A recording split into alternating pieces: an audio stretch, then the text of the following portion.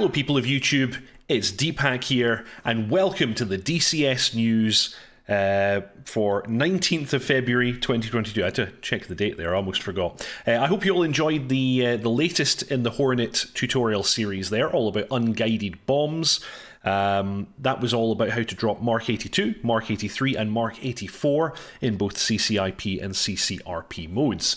And if you have Mark 82s with drag kits installed, they work in exactly the same way. The computer automatically takes into account the fact that they'll drop differently. Wow, a whole load of you are in here today. Welcome everybody. Welcome to the stream Ash Rider, Fault Rever, Mark S, Stevie B, Storm Kimbari, Byron, Lindsay Morrison, Tog, Fair, Channel Right. Welcome everybody. Welcome everybody to the stream. It's very nice to have you all aboard for this this flight. I'll be your captain for today's flight, and yes, we're going to be cruising at approximately the 19th of February over the DCS news. So anyway, without any further ado, let's bring the one, the only, the dotChuckles into the stream. Hello, sir. Yeah, I know you're doing it on purpose. I'm just fucking with you. I know you're doing it on purpose. But very convincing, I must say. Dearie me. Couldn't resist it. Couldn't resist. Oh, yeah. Hello. Hello. Another... He's making fun of my technical ineptitude chat because I screwed up the audio the last couple of times. Yeah, good evening. Another Saturday, another DCS news, and I feel there is exciting things in the air coming our way, or kind of going wop, our way. We'll get to that in a minute. Yes. Brace yourselves for some blade slap. Yep. Welcome to the stream, Simba. Welcome, Dave. Welcome, Alberto. Welcome, Danny. Welcome, Paul. There's more people than I can possibly keep track of. Or yeah. Welcome to everyone. Welcome to everyone that is here, new and old alike. Indeed, indeed. So, as we often do, let's start with the Eagle Dynamics newsletter, which turned up yesterday. And I've got to say, most people are probably not going to care one bit, but I do. The Yak 52. Yeah. Do you know what? I read it and just went, why? Well, see, I really, really care about this because I very much like the Yak 52. I flew it quite a lot, and it's been in early access. Yeah.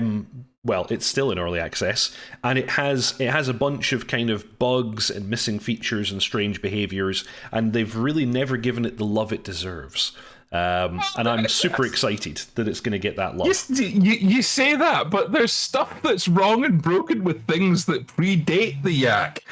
And nobody cares. I know. That's true. Like it was a tech demo. I mean, it's lovely, but you knew what you were getting into when you bought a Yak 52.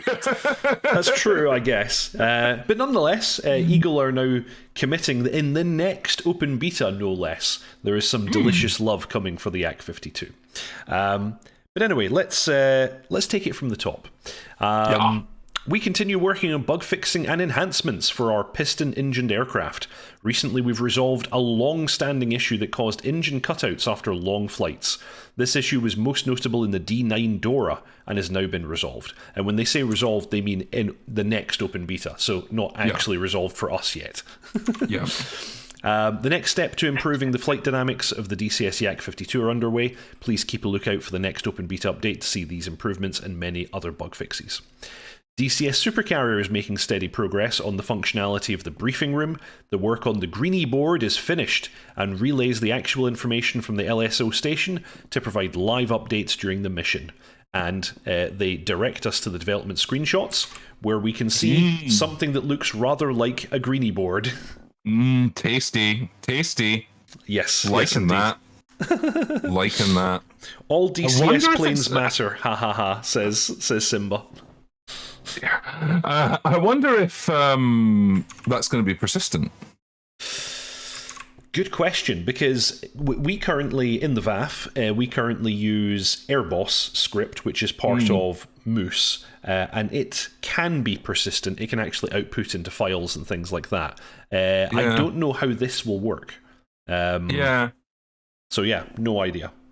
Yeah, because I mean, part of the thing is like, I mean, if every time you reset the server, you reload, if it resets the information, it's a bit like, well, yeah, it's a bit pointless. You know, you need to be able to get that. You know, you need to be able to get that out of DCS. But as a little attention to detail, oofed, yes, like it. Yeah. Like it. And actually, much banter can be had with the Greenie board. Very much so. And you're going to like a bunch more of the stuff they've got in the newsletter with regards to the Supercarrier. I can feel it. I can feel it. In any case, we're happy to inform you that the DCS AH-64D has now entered closed beta testing. This means that we are confidently moving closer to early access release. The initial feedback from the team is excellent and extremely appreciated. Read more here, and we will actually touch on that later. We're also keen to share our progress on the advanced infrared counter munition. Wow, okay, the RCMM. In addition, if you've not already checked this out, please take a look at Matt Wagner's latest video from the AH-64D tutorial series on the gun. And actually, just as we were preparing for this stream, he released another one on the rockets, which I've not even seen yet. So we're gonna see that for the first time together. I'm actually channel right. I wonder how the briefing room works. Can one walk around in it? I don't think you can walk around in it. You have you like slot into particular locations, so you'll be in a seat, and then the guy who's doing the briefing will be in a slot at the front. That's pretty much how it works.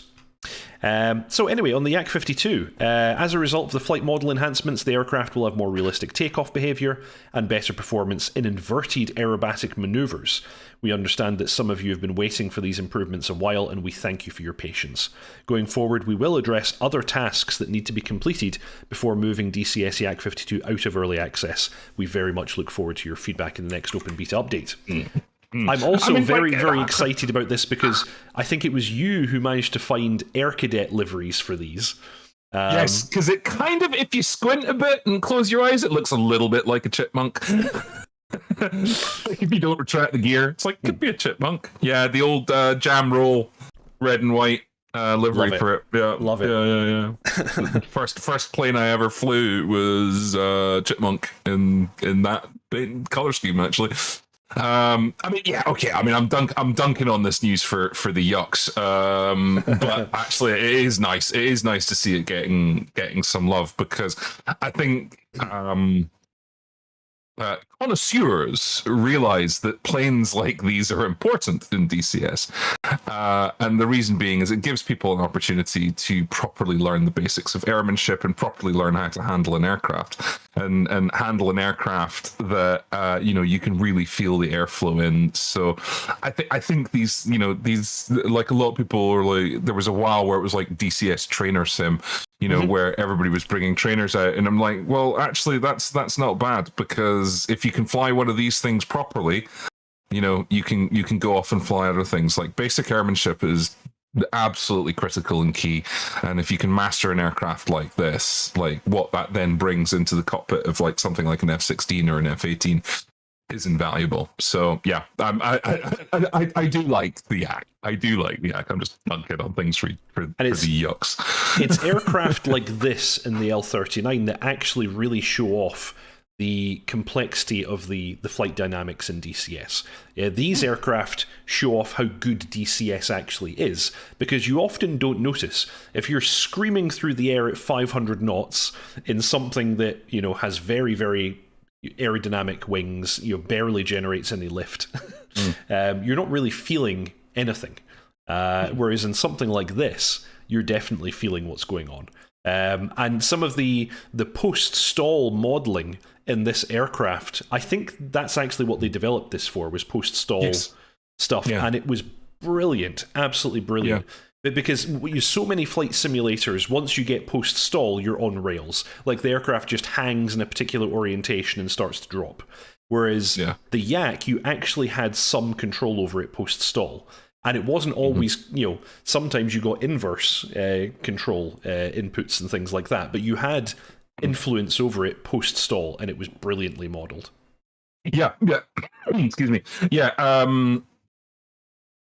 Yeah, a lot of these tuners, things like the Yak, the L-39, they were effectively not technology demonstrators, but they were made to explore an aspect of the engine. So that's why it's so good. And yeah, I totally get what you mean. The whole out of envelope handling in a lot of flight sims. I mean, like, people talk about, the Microsoft Flight Sim flight model's rubbish, and it's like, well, it's not. Within the envelope, it's really good. It's really accurate. When you step outside of the envelope, then yeah, you start to have some issues. But then that's not what Microsoft Flight Sim's designed for. It's designed for flying tube liners and GA and sightseeing. So you should really be staying in the envelope. And I guess some people are like, yeah, but when I go and break stuff, and it's like, well, that's fine, but don't expect it to work too well. Whereas DCS, where you're talking about basic fighter maneuvers, you're pushing the envelope of your aircraft right to the very edge. You're flying in buffet most of the time. You're going to want to make sure that when you step over that line, you get a realistic experience. And certainly, yeah, this aircraft and the L-39, they deliver that. They deliver that kind of, holy shit, I've departed, now what? Yes. Very much so. And actually, in defense of Microsoft Flight Simulator, I've flown the DA-40 in that quite a bit, and I've flown the DA-40 in the real world.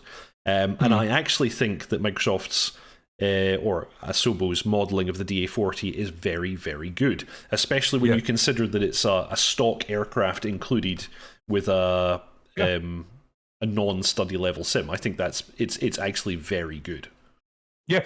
I mean, there's just it's all the flight sim hipsters that think it's cool to hate on it, and it's like, fucking grow up and drink a chai latte. James Fenton is asking, does the FA-18 have a data transfer card like the F-16? Yes, it does. It actually works in almost exactly the same way as the F-16. And is that mentioned as a future addition to the Hornet? Yes, it is. Eagle have committed to delivering DTC for the F-16 and F-18, and Razbam have committed that they will piggyback on this functionality when it reaches the SDK, which Eagle have said it will. Maybe DTC worked on in the briefing room. Yeah, we're not sure how that functionality is going to work though yet. They've not said that yet, but it is going to be there.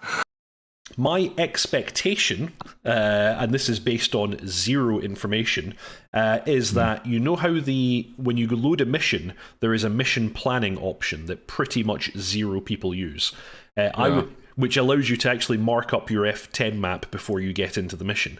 I would suspect that mission planning feature will be leveraged, because that would make sense. Yeah. The mission planning feature is actually pretty cool. If you stop and play with it, and look at what you can do. Like there's like, you've got drawing tools, all sorts of functionality. Nobody uses it. Nobody uses it. Right there, and it's like, it's actually a really nice feature. Yeah. So I would be surprised. Well, that's fair FM saying, "Oh, I didn't know we had that," and it's like, yeah, exactly. Nobody knows we have that because nobody uses it. Nobody knows. Yeah. But no, ED's done a really bad job of pushing that feature and kind of shouting about it and saying, "Hey, there's this thing. Go and do it. It's really useful." So they should push it more because it is actually pretty cool.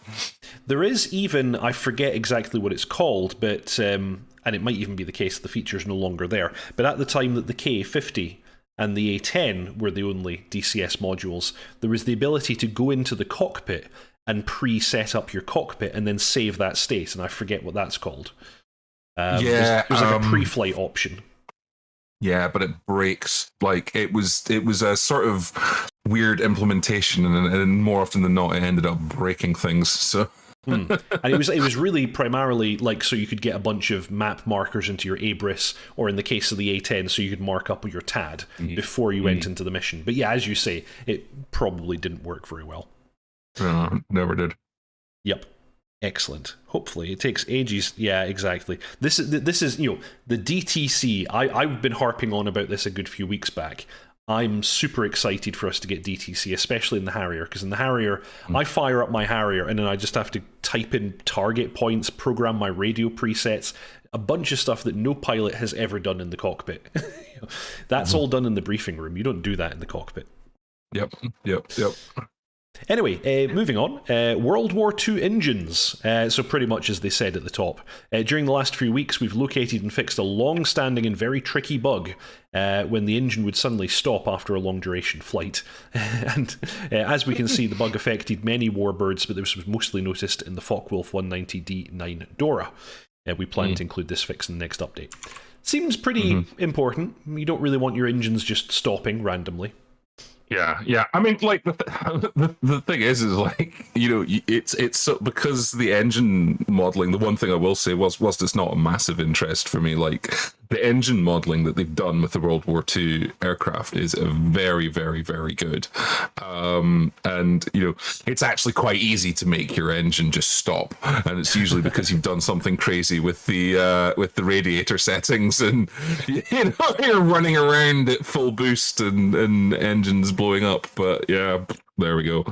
Yeah, like I say, it's just not an area I know enough about to be able to sort of really fully comment. So yeah. Moving on. Supercarrier. Now this is the one that's very exciting. The work is essentially finished on the Greenie board that is connected to the actual LSO station data, which provides live updates during the mission. We are currently working on the functionality of crew tablets, where you'll be able to see mission briefings as well as check and change loadouts. In addition, the briefing officer can control the projected picture that is visible on the main screen and choose what to show on the auxiliary TV screen located above his head. And we've got images of that. Yeah, so here's the briefing room. I guess you'll slot into these chairs, and the person running the briefing will slot into a slot at the front there. You can decide what should appear on the TV, which is pretty damn cool. Oh wait, no, that's too far. You can basically, he can control the whiteboard, and he can also control the TV screen, and then people sitting in the chairs have got little tablets that they can interact with. Like it's lovely immersion. It's really nice. I love it. I just hope they they add like a pilot's briefing facility to the airfield as well, so that us non-naval types can get a cool immersive environment, you know. And actually, people in the Razbam Discord were asking, will Tarawa get stuff like this one day? I would suspect no, because the Tarawa was developed by Razbam, so they would need to kind of redo all of this work. If they do a pilot's briefing facility for us non-naval types, you know, I want it to be exactly like how the RAF PBFs are. You know, a lot of random assorted mugs from all over places that are stained brown with tea. A man with a very long stick.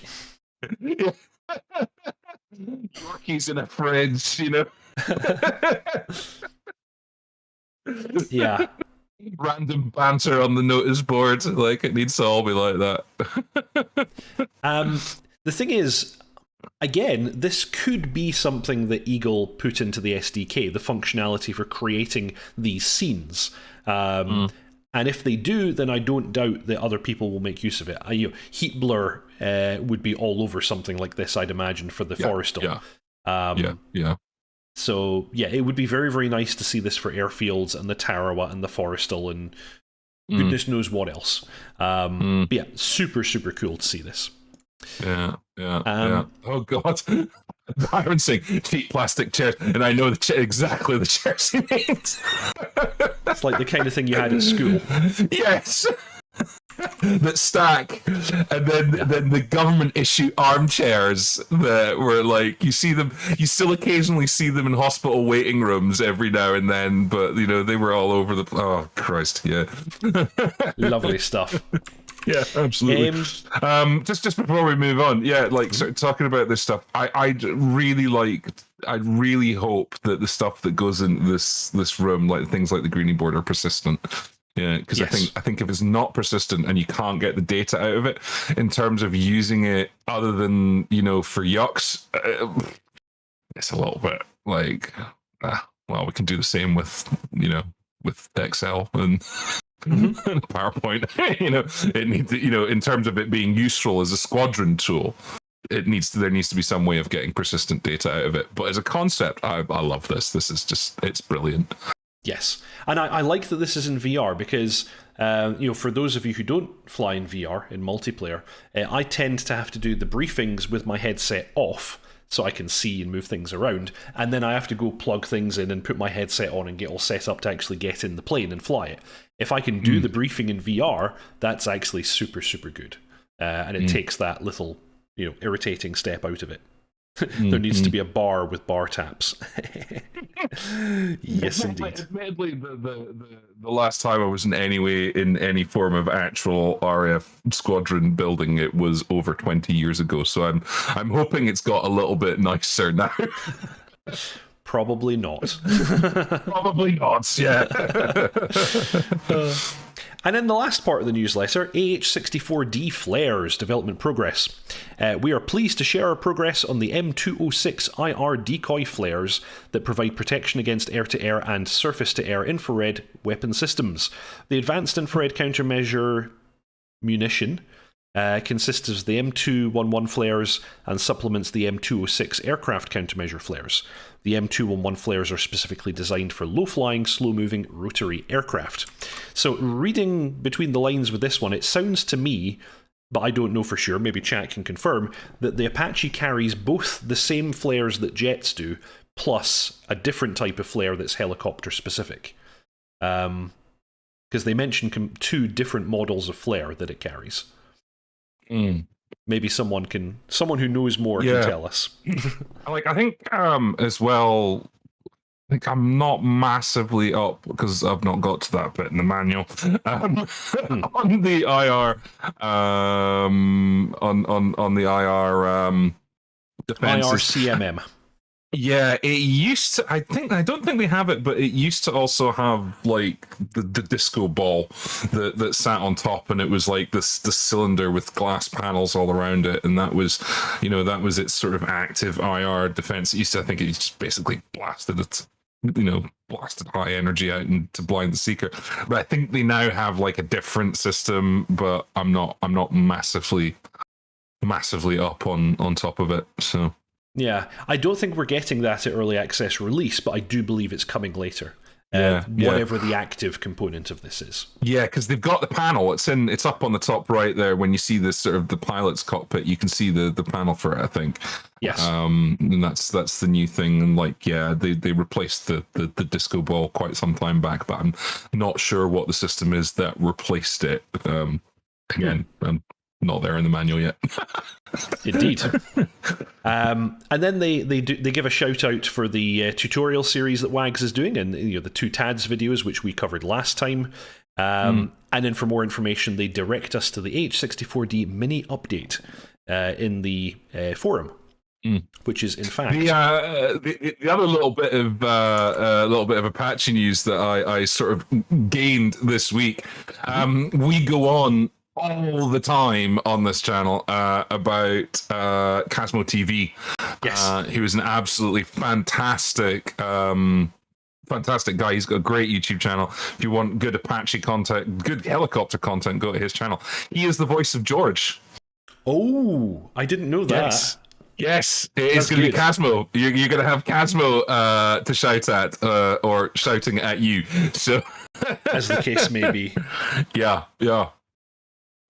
Very, very cool.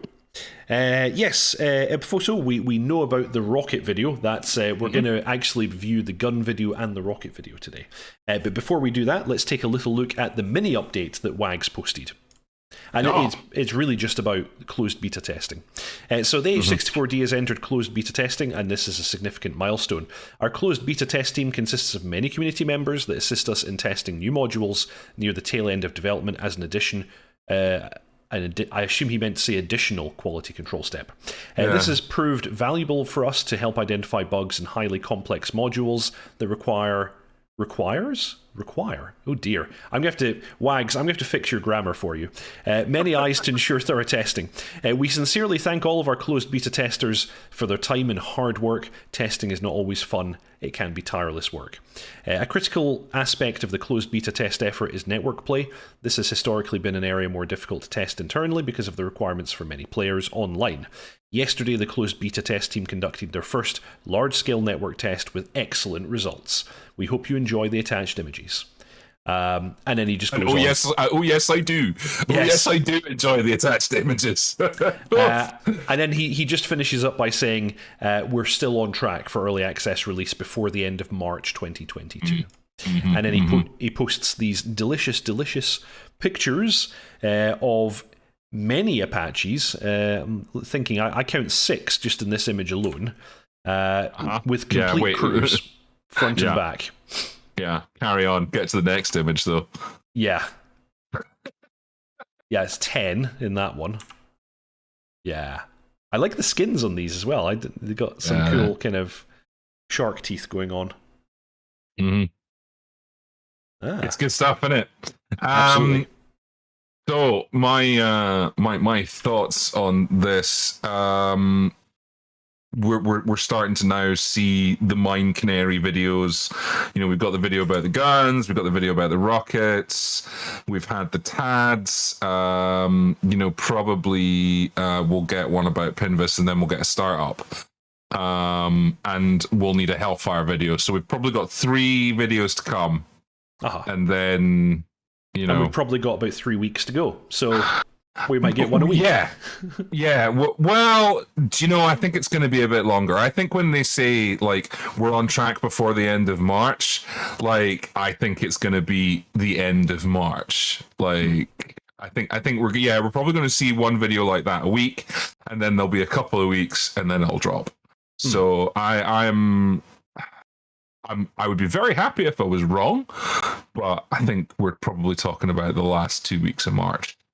Have you dusted off your collective in preparation, sir? Oh, yes, I have been dusting my collective. Vigorously. Vigorously. This is very good. Like, it's we're starting to see it on track. I'm a lot more positive about sort of the release date, because when they were talking about release dates and none of this kind of content, like this kind of, right, this is how you actually do stuff with this, none of that was coming out. None of it was there, and it was like, yeah, you're not releasing. Whereas now we're seeing this stuff, and it's like, okay, yeah, this is looking good. So, barring thing is, though, we got to remember, like, we all just have to have a little dose of reality here. Closed beta can throw something up still. Oh yeah, that's like that's a deal breaker. We can't go with that. So this is not guaranteed. So if it doesn't come out before the end of March, nobody get their pitchforks and torches out, because it can still go wrong here. So just have a dose of kind of, like, you know, let's be sensible about this. Absolutely. I must say, it is looking very positive, and even I am now, like, you know, earlier on I was like, nah, there's no way it's coming out when they say. But now I have a good feeling about it. And with that, let's take a little look at this. Yeah. Which is a video that dropped earlier in the week, which I haven't clicked play on. Oh, yes. Area weapon system. Lots of thunk, thunk, thunk, thunk, thunk, thunk, thunk, thunk, thunk, thunk, thunk, thunk, thunk. Like, it's...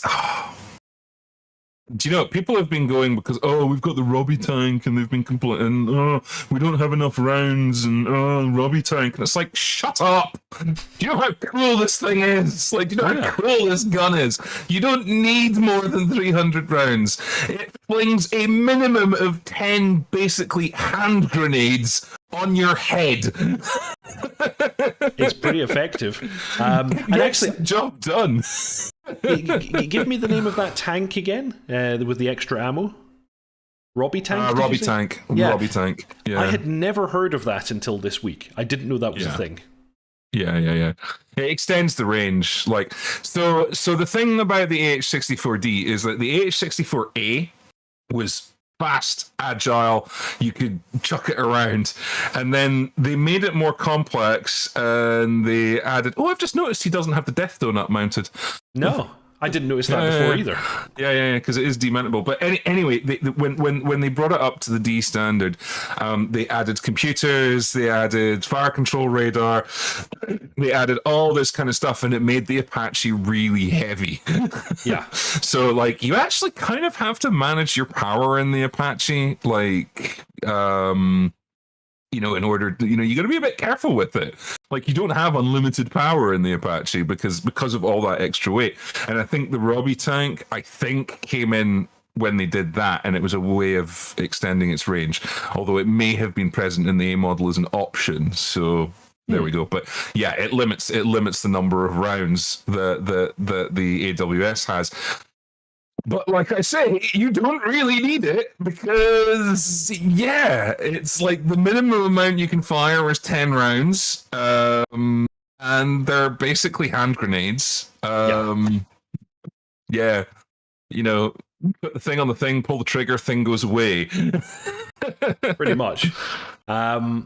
This is really, really cool. And straight after this one, I watched... now I'm trying to think, who was it again? Was it Casmo? Who did the video about how you actually... the best way to map your controls to represent... Yes, he's got a really good video. Yeah, so he based his video on... Which is great because he's got the same throttle as me, so that was really good. So he's got a nice... If you're looking for all the kind of, oh my god, how am I going to bind stuff, check out Casmo's video on it. Yes. Really good. And in this video here from Wags, he also, you'll see just now he's talking about the ranging and how you actually range the gun, which was interesting. I hadn't realised that there was even the option to manually range the thing. And also talking about having it fixed or flexible as well. So, having it fixed and the pilot firing it and things like that, which is good. Yes, I mean, you need that manual ranging option because the automatic ranging option, as I understand it, is only really accurate if you're kind of on level terrain. Yes, because it uses the radar altimeter. Yeah, so if you've got any kind of super elevation or anything like that, your ranging goes a little bit weird. I could be wrong on this, but I'm sure I've read accounts that effectively Apache pilots bang in a number, a fixed range, and basically use Kentucky windage. So they just sort of walk the rounds on because it makes big booms, so they can see where their rounds are landing. So I think in that kind of hilly terrain, they just put 1500 and then kind of look at it and kind of go fucking. Die, there you go. Yeah, that's exactly what Wags demonstrates here, is that he sets a range and then gets it on target. We've got some chat, we've got some questions coming in around this. Did he bind a collective or an aircraft throttle? He actually bound an aircraft throttle as some of the TEDAC controls, and then he still has his collective controls on his collective. So he bound both in effect. Yeah. Which is fine because you don't really need the collective in the front seat, unless the pilot hands control over you. But most of the time, you're going to be off the collective. Stiggy Wiggy asks, will the Apache have an AI gunner who will find and fire at targets without you having to tell him every time to shoot? Yes, we will. George AI, which will be actually voiced by Casmo TV. So, yeah, he'll be the one doing the boom, boom, boom. I thought the gun had a laser rangefinder. Yes, it does, but because of ballistic calculation, you require your height. What it uses is a combination of the laser rangefinder and the radar altimeter to basically start drawing your geometry. However, if you have super elevation or depression where a target is higher or lower on a hillside or something like that, that information that your radar altimeter giving you is effectively junk because it can't figure out the altitude, and it has to do a little bit of kind of guesswork using elevations and things like that, and it gets it pretty wrong.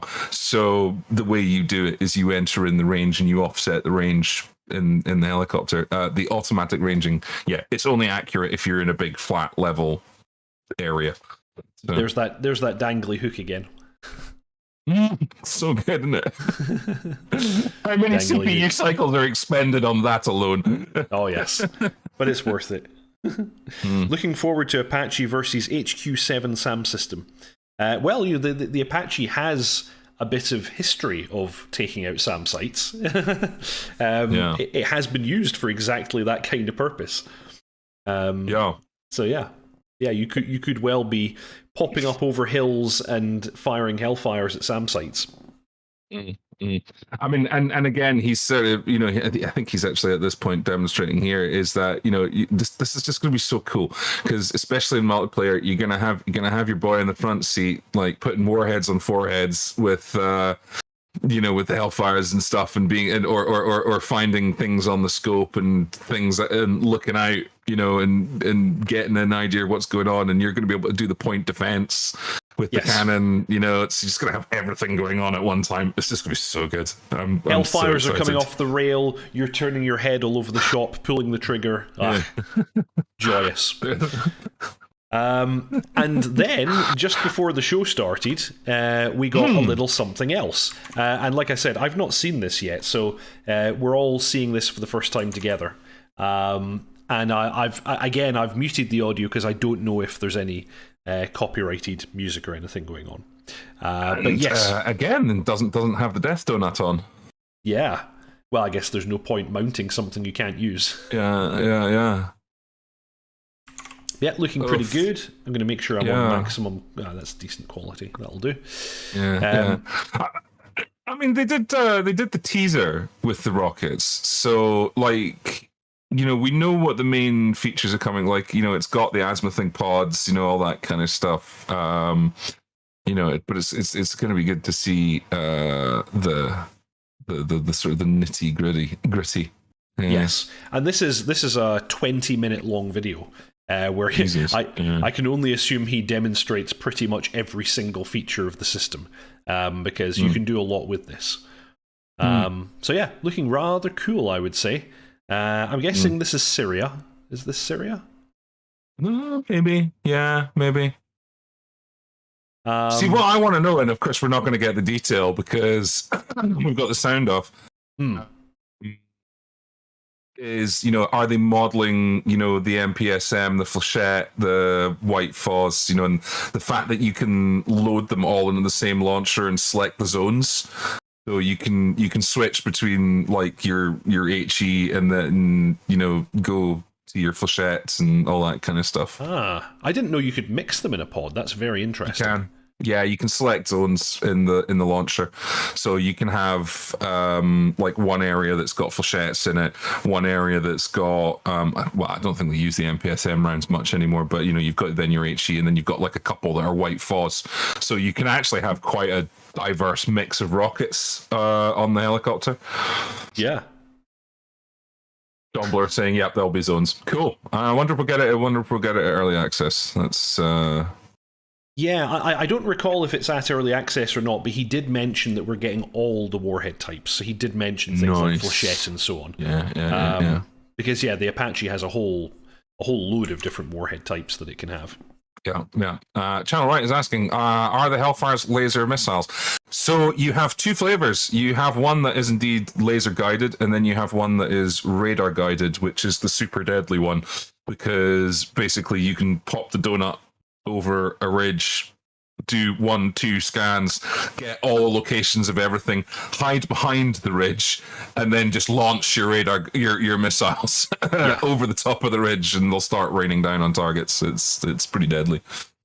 So we're getting the laser Hellfires at early access, and we're getting the radar Hellfires later. Okay, yeah.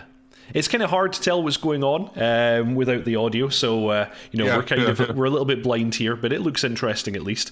We're not going to watch this whole video because it's 20 minutes long.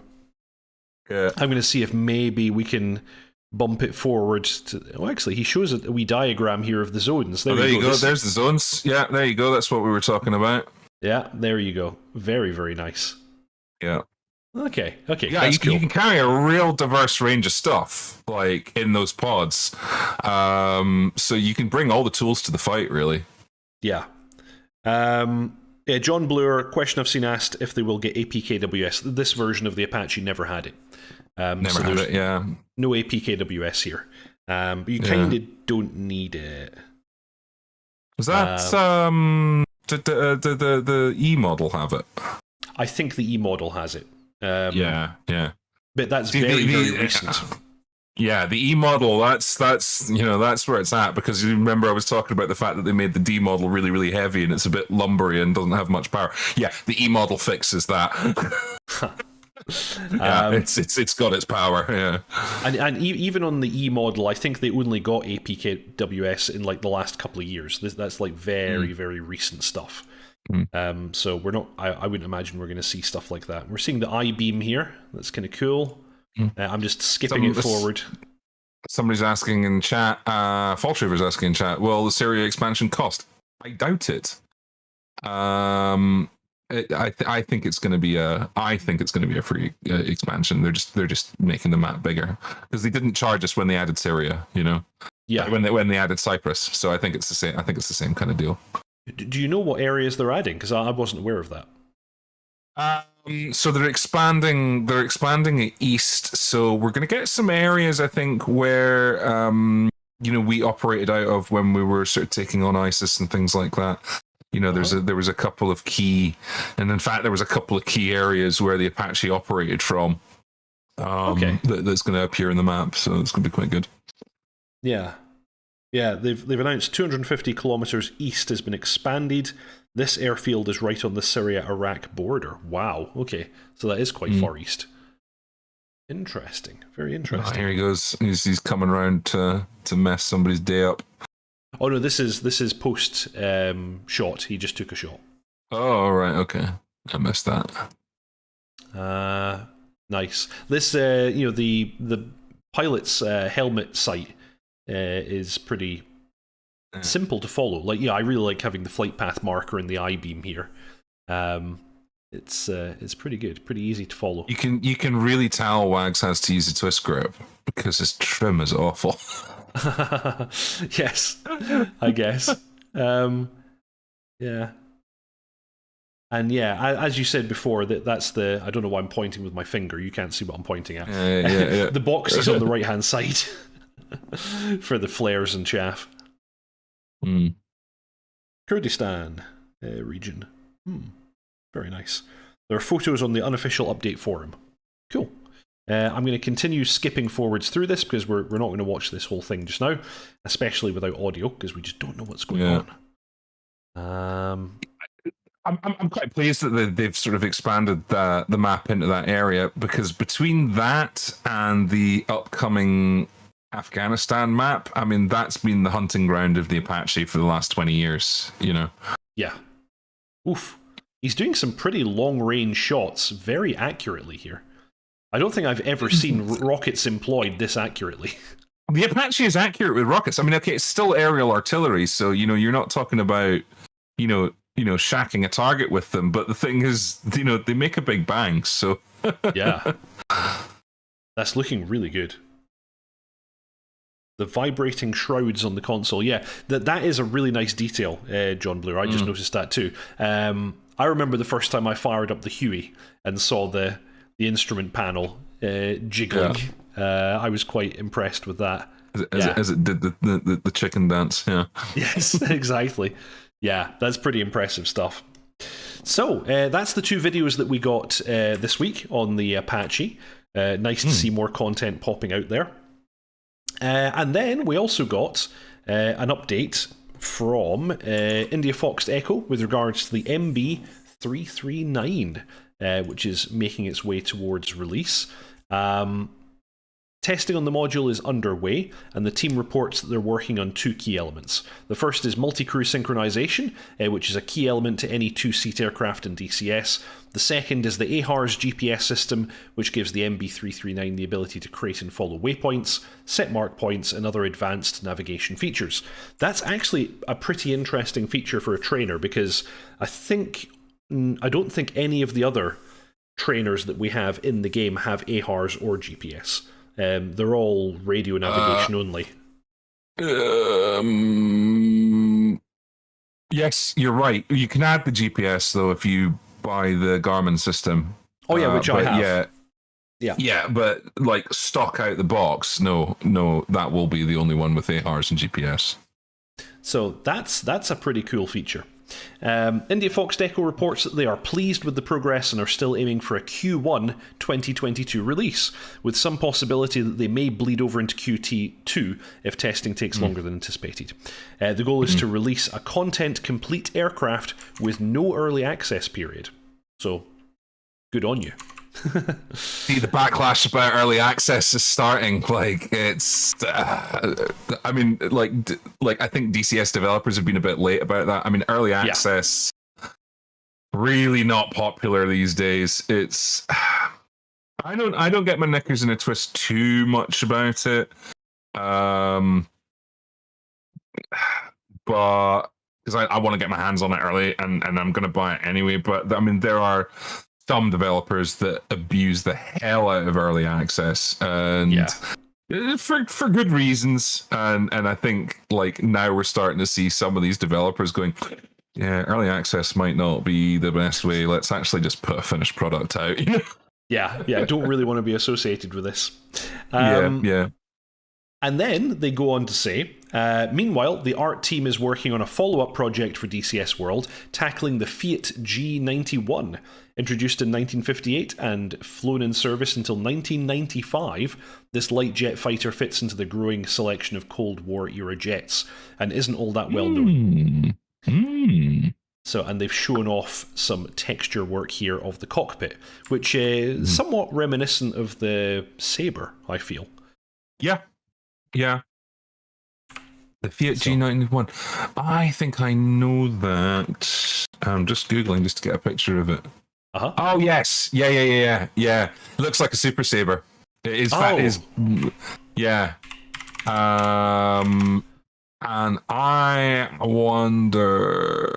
It basically, it looks like a Super Sabre with a British engine in it, and it totally does. Yeah. So, I wonder if it's sharing some heritage with the Sabre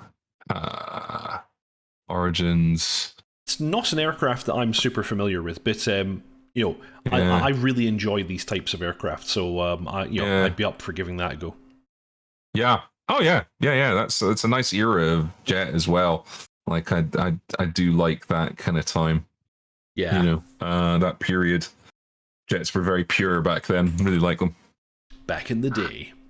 That's the update from India Fox Deco. Really excited to have them in the world of DCS World as well, because they're a fairly well established mod maker for Microsoft Flight Simulator and some other ones. So yeah, because they've got the MB-339 in MSFS, don't they? I believe so, and they've also released an F-35 for MSFS, which is pretty cool. Because this looks really nice in MSFS. So we're gonna. I think it's going to be really. Yeah, it's going to be really nice. Yeah. Oh, I've kicked a hornet's nest in chat. Where are we? Ballsy could come back to hurt them. I don't think so, actually. Again, the industry. Well. Deepak, you might be able to comment there, is generally moving away from early access because it's got a really bad rep. People have abused the hell out of it, and early access is so 2010. So true. This is the industry. This is the way the industry is going. They have to release EAs. The modules take years to complete. Hard disagree. Look at Heatblur. They're committed to not releasing early access, and we're getting Typhoon and F4. I'm sure they've said they're not going to be effectively early access releases. And the thing is, an early access release, if you don't know it exists, how do you know it takes it? Just shut up. Don't tell people that you're working on it and just release it. True enough. It's that kind of thing. If we didn't know, for example, that the F-16 was a thing until a year ago and they released it now, would we be any the wiser? And if they released it in a complete state, the only reason that the early access exists is to get people on the hype train and then extract money out of them early. For products that they've not delivered yet, that they can then abuse you over. CF Star Citizen. Oh yeah, don't even start that one. But yeah, no, I think Heat Blur's approach to early access though has been quite good, I think, because they released the Viggen and the F-14 in early access, but both were not early access. They weren't like the F-16. The F-14 early access release, they gave us an F-14B that was almost complete. So it was only early access because we weren't getting the F-14A and we weren't getting the Forrestal. Yeah, I don't get my knackers in a twist too much about early access. I think it's fine if you're giving people some kind of a product, and I get it. People want to get their hands on stuff and they want to play it early and they want to have fun, and I totally get that. But then stop fucking whining when it doesn't work. You can't have your cake and eat it. If early access is going to be a thing, then the community as a whole has to be able to go, okay, it's early access, things are a little bit broken and don't work. But that's not how it works. They march down to the front door with their pitchforks and torches going, this is broken. It's like, well, you knew what you were getting into because you bought early access. And the thing is, it just, it doesn't work. So, and then of course, I'm not saying that the ED or DCS developers necessarily do this, but other games developers do definitely take advantage of early access, and they promise a whole bunch of stuff and sell on that whole bunch of stuff and then never deliver it. That is what has made early access toxic, and that's why the industry is moving away to an extent from early access to different models. Yeah, there we go. That was my weekly rant for you. Yeah, true. I just want to echo what Channel Right said, though, about the JF-17, in that it was possibly the most complete module at release. And I think absolutely... It was really good, yeah. They barely added anything after release because everything was already there. So yeah, Deca Ironworks, absolutely hats off. I don't think I've seen another module that was as complete at launch as that. The Hind wasn't too bad. But they still had to add things to the Hind. Yeah, they still had to add things, and there isn't a huge amount in the Hind. Whereas I remember installing JF-17 on launch day and going through the multifunction display menus and going, there's no way they've implemented this. Oh, they have. But then there's no way this sub menu is actually working. Oh, wait, it is. And like every single thing I clicked on just worked and was fully implemented, and I was blown away and amazed at every button click. I was like, all of this works. And especially when I turned on the air-to-ground radar, and even Eagle Dynamics' own modules didn't have air-to-ground radar yet. I turned on the JF-17s and it worked immediately and even had expansion modes. I was like, how are you guys doing this? Yeah. So. No, they did a great job about it. And again, like when it comes to DCS, do you know what? I'm a total hypocrite. The second anything drops into pre-order, bought, because I know I'm ultimately going to get it. But then the thing is I know the score with DCS. Like I know that like this is going to be broken as shit, and I'm going to have to wait. And I know the score. But the thing is there's big sections of the community that just can't exercise that and don't understand what they're buying into at early access. So. But yeah, that's a whole different round. That's more a thing about the games industry. Tug was saying if they move away from DLC equals really toxic. Unfortunately, that's never going to happen. Games as a service is definitely how things are going to be forevermore. And given my employer, I'm not going to make any comment on that. No comment from you! Yeah, DLC, that's never going away. And again, I don't have an issue with DLC. I think day one DLC is like GTFO. But I think DLC that increases the longevity of a product, and allows a game to come out and be good and then have extra content come out further down the line, I tend to have less of a problem with. Again, you're not going to comment given your employer is. But then the thing is like I've really enjoyed some of the DLC that company has put out, and they've extended my enjoyment of games for years. You know, of games that were released years ago. But yeah, I think there is an absolute. It can be abused. Day one DLC is the spawn of Satan. Yes. But yeah, games as a service, that's never going away. Yeah, and the only thing I was going to add was that I am absolutely one of those guys, as dotChuckles has said, who will hit that pre-order button the moment I see a module that I want, but I will then walk away. Like, you know, the early access can happen, and I'll maybe take a peek, see, right, you know, is it ready yet? Does it need to go back in the oven? If it needs to go back in the oven, I walk away. And I just wait, and I'll come back to it when it's ready. Absolutely, and that's the way I think certainly in the DCS world we need to approach it. But then the thing is that that's not how it goes. And you know, when early access comes out, like you look at the forum and it's like, you know, it's like the closing scenes. No, I'm not even going to go there. Okay. Yeah, you know, so it's probably fine. Yeah, it's like you like when early access comes out, it's like the last 30 minutes of Downfall. You know, it's just oh dear. You know, it's like, oh guys, just have some perspective. Really, have some perspective. And if you can't have perspective, then you know, wait a year and then buy it. Oh, you can't because you're impatient children. Actually, Fair makes another good point about the JF-17. It had the laser rockets before we got them in the A-10 and in the Harrier. It also had the Chinese equivalent of the JSO before any of the other aircraft had JSO. Like, basically, JF-17 has, like, first on just about everything. So, yeah. Deca Ironworks, I don't know how the hell you guys did it, but...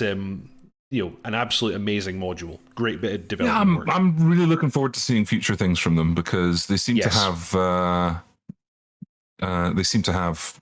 you know, their stuff together.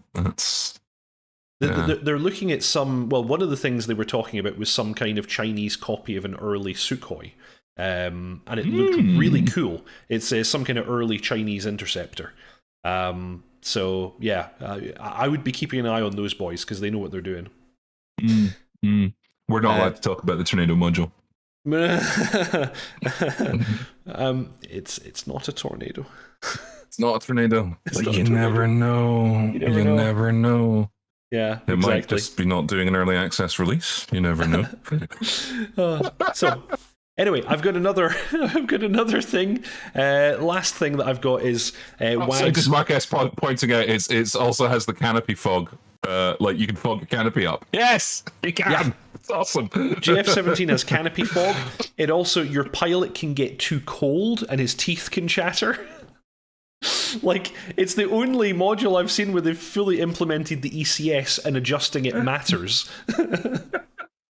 It's just ridiculous. Absolutely ridiculous. Anyway, Wags posted another Viper mini update this week as well on Thursday, and it's a pretty cool one because this was something we talked about last week, and at that time I said that I didn't even realise the F-16 could do this, and now it's in the closed beta.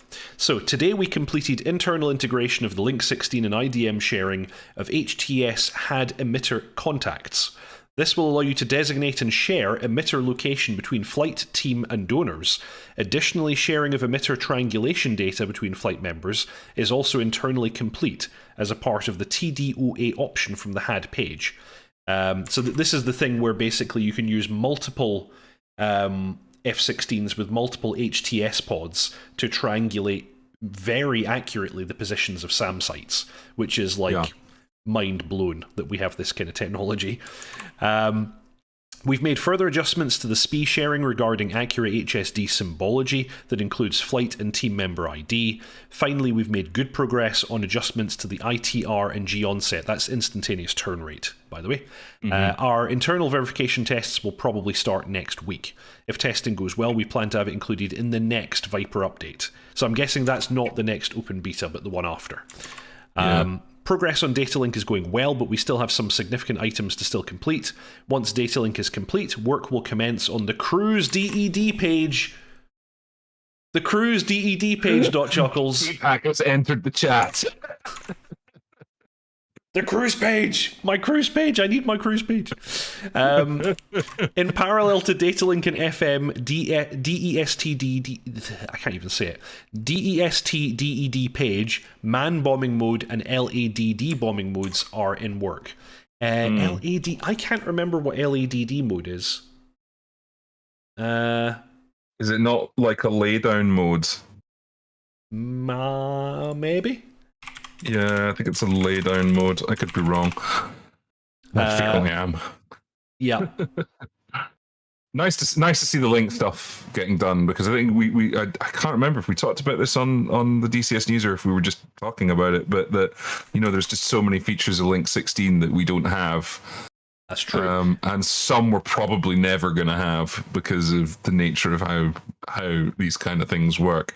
But like, certainly, yeah, the link. You know, the sort of data sharing side of stuff, we've got a very limited representation of it. So it's nice to see just sort of little, you know, bits more. I think somebody was saying as well that, like, I can't remember who it was, so I can't claim to its accuracy, that the F-16, you know, with its link capability, you know, you've got the possibility of command firing missiles and things like that. You know, all sorts of things. So, and you know, we don't have any of that. And like, I don't know if it's the F-16 or is it the F-15? Can't remember. Anyway, somebody was talking about this, and I was like, oh, that's really interesting. I don't think it's the F-16, but it could well be the F-15. But the really cool thing in the F-16, which again I didn't know existed, was the possibility of having a data link track. So actually being able to build a track file, make a weapons solution, and fire an AMRAAM at an aircraft you can't even see with your radar. Yeah, and not only that, the aircraft you're firing at has no idea you're building a track and a firing solution on him. Yeah, mental, totally mental. Yeah, suddenly he gets an AMRAAM in the face and has no idea where it came from. Yeah, and yeah, Bull is quite correct. LADD, and as dotChuckles said, it's laydown delivery. So it's actually a mode generally used for nuclear gravity bombs, which the F-16 was for a period of time used as one of the Air Force's nuclear delivery methods. The F-16 has a nuclear consent switch. Yeah, it could work in a tactical nuclear fight. Yeah, laydown. Sorry, that's a very British term. Is basically coming in low level. On the level and then dropping ordnance as you overfly. It was a cool delivery method in the Tornado module, possibly coming 2023. And to continue to sing the praises of Deca Ironworks, Fair points out it's also the only aircraft currently with engine inlet covers and pitot probe covers and things like that you have to ask the aircrew to remove. I saw some pretty funny posts in the forum just after that feature came in. There was a bunch of people saying, oh, since the latest update the aircraft is broken, it cannot be started. And it's like, my engine gets to 20% N1 and then I hear a loud bang and then the engine just dies. It's like, well, maybe you should like do an exterior check. There's many stories of pilots that have forgotten to take an engine blank out and ended up ingesting the thing into the engine. There's, I mean, one of my favorite books, Harrier Boys. There's one of the pilots in Harrier Boys. He has on his desk a beautifully made model of a Harrier engine blank. Ooh, nice. Because he forgot to take it out, and then as various ground crew were wildly pointing and waving, he looked over his shoulder just in time to just see the intake blank slowly recede into the engine. Oh no! Oh no! Oh, God. But see, the thing is, this has happened many times, and everybody always points their finger at the pilot straight away, which they should. It is the pilot's responsibility at the end of the day. Yeah. But he's not the only person who didn't see it, because you've got a crew chief, you've got various ground crew, when that happens, it's not just the pilot's fault; it's everybody's fault. Yeah, true. Like, I mean, I remember an incident way back in the day when I was a young spacey, and we were gliding and we were launching Vikings all day. And if you know how gliders are launched on a winch launch, not a aerotow, you have a wing walker who basically holds the wing up, and you run alongside the aircraft holding the wing up until off it goes. And we had one launch with its pitot tube cover on. Oh dear. None of us saw it. Instructor got a bollocking, but we all got a bollocking too. Because it's like, why did you not check? Like, why did you not see? Why did you not point out that there was a pitot cover on? Because it's a bright big red. fucking orange tag hanging off the tail. And it was like, yeah. But when the instructor got back on the ground, he was like, yeah. So that was fun. My ASI was going backwards.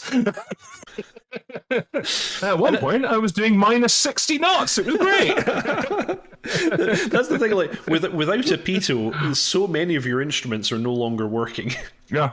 Like he didn't. Like I don't think he would have had altitude. He wouldn't have had, and he wouldn't have had his ASI. So, but I mean, like. You just did a visual approach. I mean, in a glider, if you don't know how fast you're going, you're not a very good glider pilot. So, yeah. Yes, and actually, Tog is right. The reason I thought about this recently was because this just happened to an F-35 very recently. It ingested an engine cover. Nom.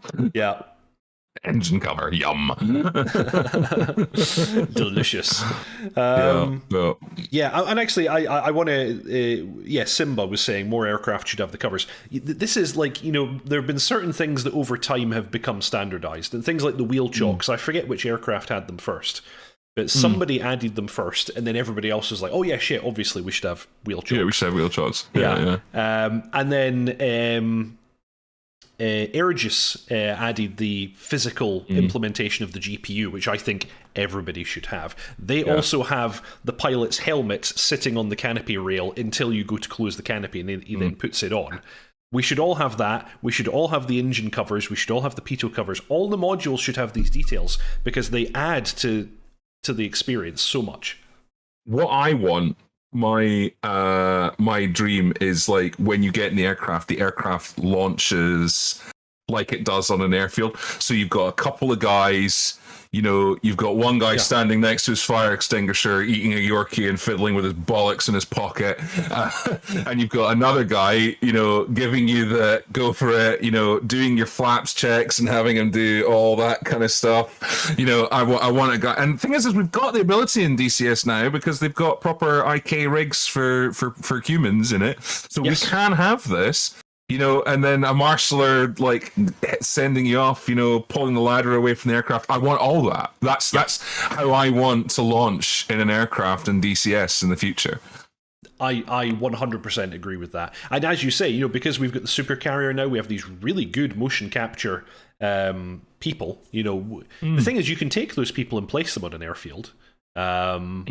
So you can, but they won't do anything though. It doesn't have the interactivity. I say, I want the bored-looking guy with the fire extinguisher going. Yeah. Like he's standing there hoping for a fire. Yeah, go on, just fucking catch fire. Just have a hot start. I want to shove this lance in your fire port so much. Want to have some fun. Oh dear. Yeah. John Blair is asking, have you guys ever seen the video of the A6 ingesting the ground crewman who survived because his helmet got wedged itself in the dot? Yes, I have. I have. Terrifying. Yeah. Terrifying. What is terrifying is how quickly it happens. And how far in he goes. I know. Like, he is there, he's there and he's under the undercarriage and he literally just steps one step back and in an instant he's gone and he's in the intake. And you see the engine unstart and flames shit out the back, and it's a miracle he survived. An absolute miracle he survived. It's a terrifying video. But Tog, DCS now needs random bird strikes. It does have random bird strikes. You can turn it on. Turn it on in the mission editor. However, if anybody ever turns random bird strikes on, in any of my missions, I will slap them stupid because I don't want to spend an hour getting ready for a mission, taking off, and then blowing up by a random bird strike because the birds aren't modeled. Yeah. I can't avoid them. I can't do anything. Bird strikes in DCS is fucking dumb. It's an RNG that goes, you blow up now. They actually added that about 13 or 14 years ago to DCS. That's been in for a long time. Nobody uses it because it's stupid. However, I saw a flock of birds taking off for the runway and some boy in his Land Rover firing thunder flashes to scare them off. Then yes, because it's like, okay, I can see that and I can see the flock coming and I can see what's hit me. But just the random, you blow up now slider. No. Yeah, let's not have that. Want to see bomb trucks roll up with muns when I call for reflag? Yeah, that's pretty good. All that kind of stuff. Yeah, absolutely. Absolutely. Cool. Okie dokie. I think that's all we have for the news for this week. Pretty much. We have some VAF news. We do have some VAF news. I wonder if you would care to deliver that, sir? Okay, so as you know, VAF runs several numbered squadrons. We run an F-16 squadron, an F-18 squadron, we have an F-14 squadron, Harrier. an A-10 squadron, and a Harrier squadron. Yeah. And these squadrons are a more realistic training environment. We offer a sort of a staged approach with the VAF where you can fly kind of recreationally, but then when you move into a numbered squadron, you get a more serious level of training, and we work to a more tactically realistic doctrine, basically. Our F-16 squadron, 2 squadron, VAF, has now grown so large that we are stopping recruiting into the F-16. And the reason we're doing this is because we now physically cannot train all the pilots that we've got. There's 3 instructor pilots in 2 squadron, but the backlog of training is getting so long that we felt we're going to pause recruitment on 2 squadron. Just to allow our student pilots that come into 2 squadron a good training experience. We want to make sure that they're getting the attention from the instructor pilots that they need, and that their time can effectively be spent, so that people who've come into 2 squadron aren't feeling, oh well, this was a waste of time. We want to make sure that there's some really, really good quality stuff going on there. So that's happening. However, this is not the end of you being able to get into an F-16 in the VAF. What are we doing? So we will be starting a waiting list. So if you have a burning desire to fly the F-16 in the VAF, your name will go on a waiting list. And if a slot comes up in 2 squadron, it will be first come, first served. You will be able to go into 2 squadron. However, that is a temporary stopgap because we will be rolling out probably in the next month to 2 months. We will be rolling out a second F-16 squadron, where you will be able to filter into, and we will take everybody who's on the waiting list and put them in our new F-16 squadron. So yes. This is a good problem to have. I think, when we're fielding regularly 3-4 elements in F-16s on our missions. Just of F-16s. Just of F-16s where we've got like nearly, a good 4 elements. This is a brilliant situation to have.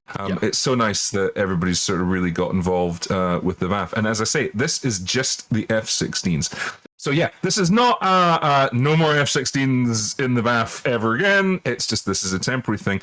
We want to make sure that the training is being, given its best to the new students. And we'll be starting a second squadron to let people to have more F-16 goodness, and there will be more news on that later. However, we still have F-18, F-14, A-10, and Harrier for you to come and join. So, if that is one of your second choices, if you were kind of deciding what aircraft you might want to join in terms of a squadron, we have all those squadrons available for you as well. So, this is a temporary thing. So there we go. Big shout out to Bull, who is the squadron leader for 2 Squadron VAF F-16. He's really elevated this squadron to a very high level. He's done a lot of recruitment, and it's thanks to his extremely hard work that the squadron is now massive. And we're having to temporarily stop recruitment for it. Yeah, the Cult of 2 Squadron is got quite big. Absolutely. It's really good. Yeah. Mark S., do we have any VAF videos? We don't currently. We're looking at some point in the future creating some VAF videos. VAF has a YouTube channel, but there's currently nothing on it. But we'll be resolving that at some point. So it's kind of when we decided that we were going to speed up the development of the VAF, we had we've got sort of quite a strategic plan that kind of, effectively we're looking at things 2 years out from now, and a lot of what we're trying to do is little steps, little increments, and get things on. And we thought about, funnily enough, this conversation came up today about sort of official VAF videos. We can just about handle the training requirements for the amount of interest that we get at the moment. Yeah. So the reason why we're being very careful about sort of official VAF videos and putting that content out on YouTube is that we're probably not quite ready for the influx of people that might bring. And again, people's experience coming at the VAF is very important to us. We want to make sure that they have a good time. We want to make sure that if we're giving instruction, that they're getting appropriate amount of contact time with an instructor, and it's good quality instruction.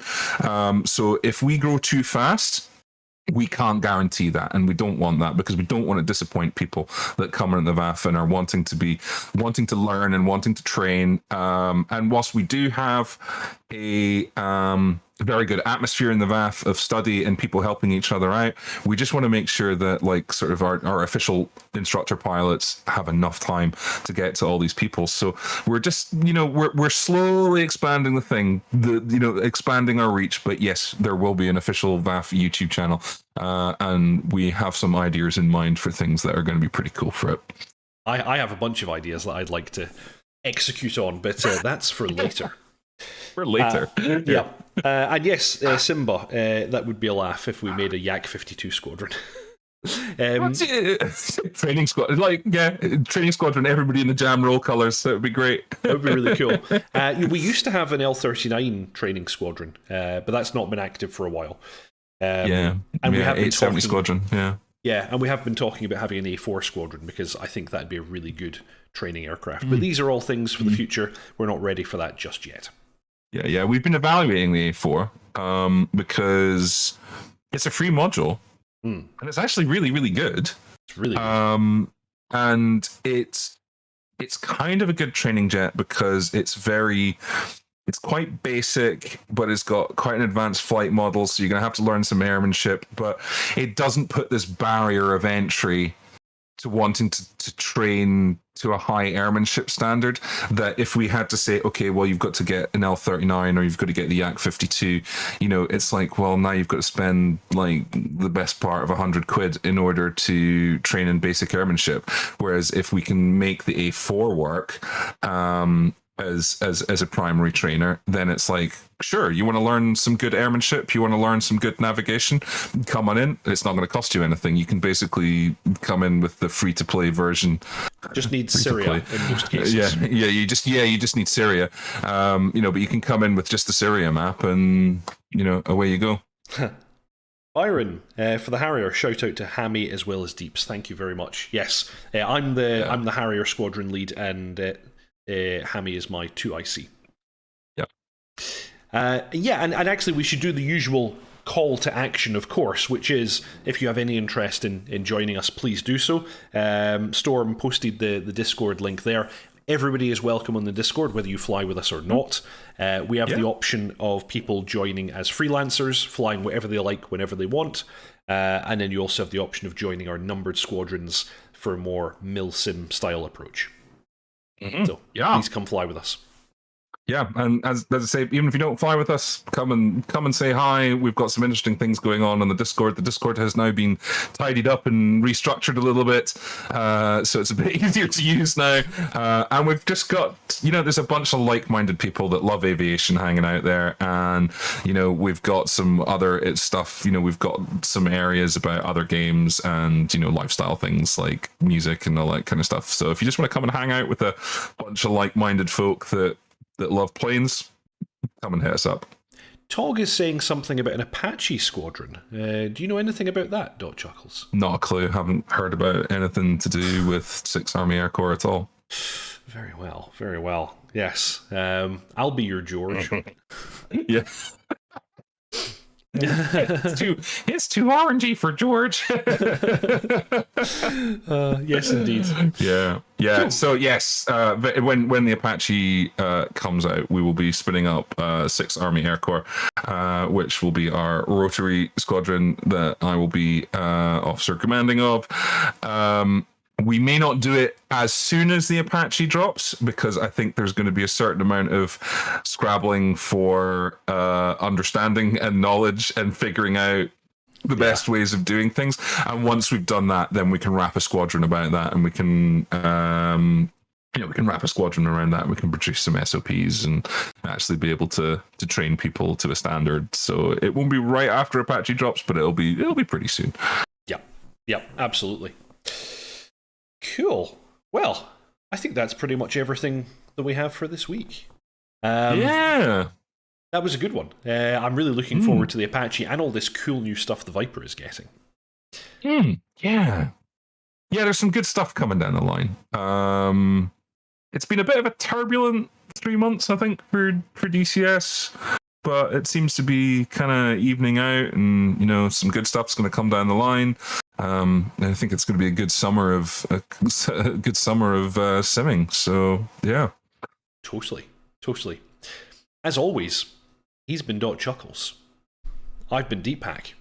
Every Saturday, I post a new tutorial video. Currently, it's the Hornet series that I'm doing, and that's always followed up by the DCS news, which just happens to be this thing what you're watching just now.